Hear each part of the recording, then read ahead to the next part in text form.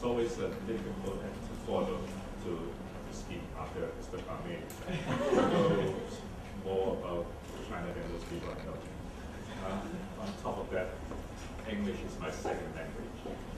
But Mandarin is my third dialect. Turned out to be quite difficult. So prepare with my English.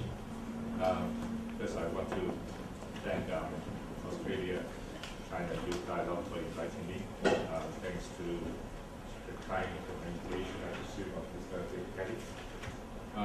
I'm a writer in Chinese who lives in Beijing. But aside from writing, in the past 35 years or so, I've been involved in what we now call cultural creative industries in Hong Kong, Taiwan, and the mainland. I would like to, relating to this topic, I would like to make some observations and based on these experiences.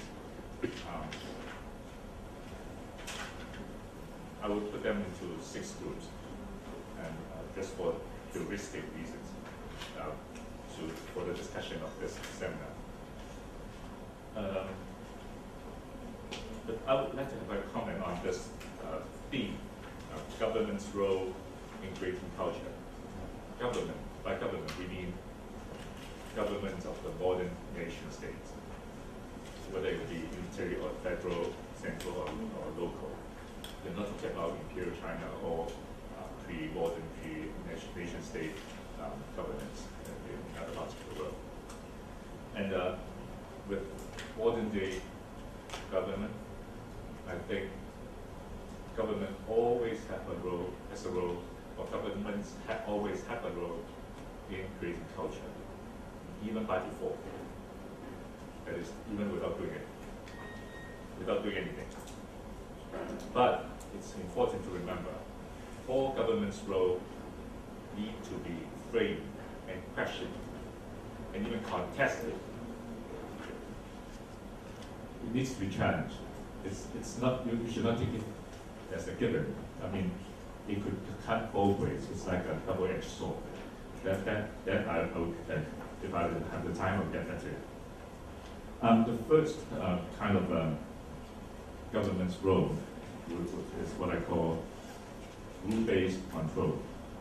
Well, even in Hong Kong, which qualitatively is a non-interventionist city-state, we have government's involvement in culture. If you want to publish a magazine or a newspaper in Hong Kong, what do?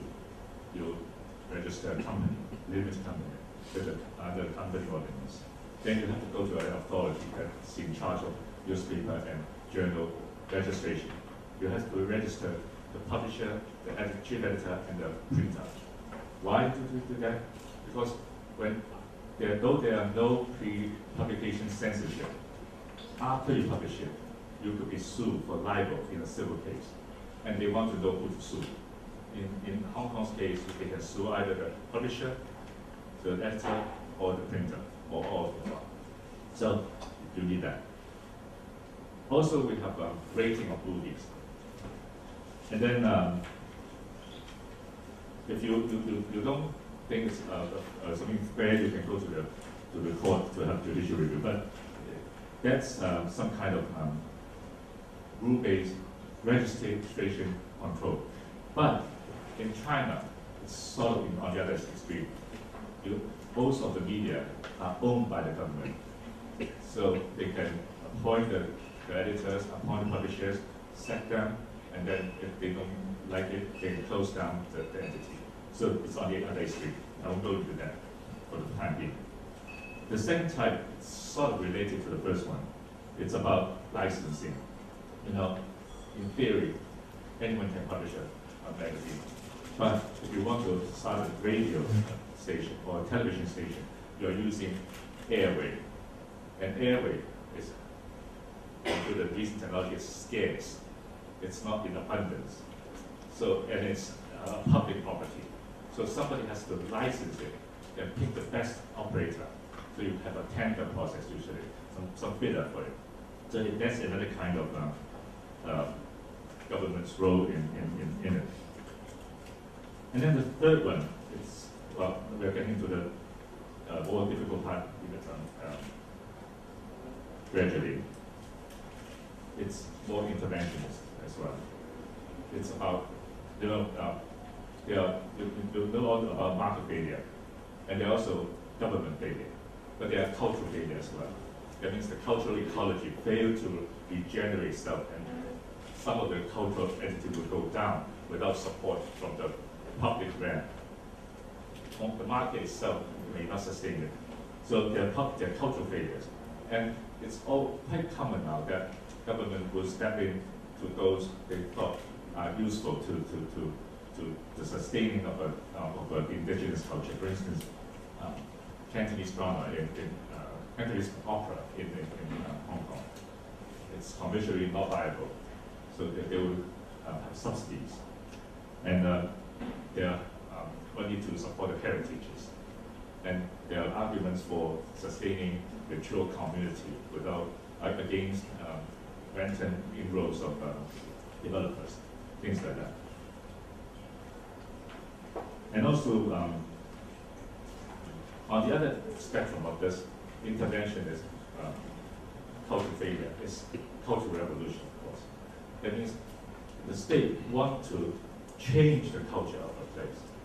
In China, we all know we have a century of revolutions, starting from the early 20th century with the new culture movement, Reform movement, and the new life movement in the 30s. And after 49, there's a continuous waves of movements to change the culture. The best known, of course, is the Cultural Revolution. So the fourth one is it's more questionable again. Should we protect our local industries? Okay, Hong Kong is a city, an open city almost, but my experience in Taiwan or in Korea, they have protective measures against foreign movies, against foreign culture. And in China, I don't have to tell you, I'm sure you all know, for instance, animation. China still has this protection measures against animation from Japan in the hope of nurturing local industry.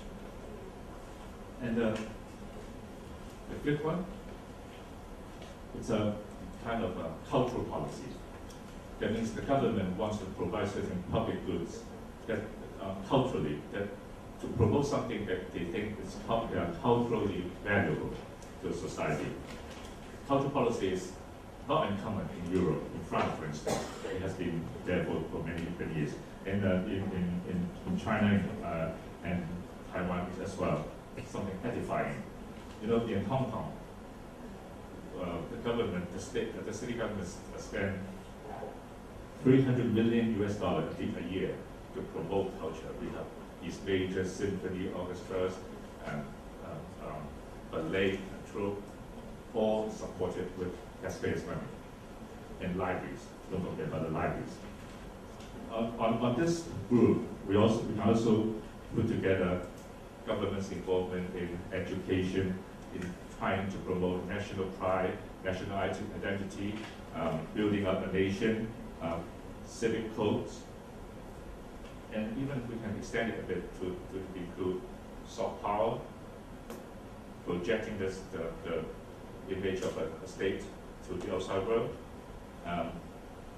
Even we can link it to earlier urge to spread Western culture to the rest of the world, mission to civilize, white man's burden, things like that. It could all be grouped under this to provide some cultural goods to society. Okay, we've been talking about 5 continuum or even conundrums. One is from registration to content control. Second is from licensing to owning the entities. The third is intervening when there's a cultural failure. But it could also be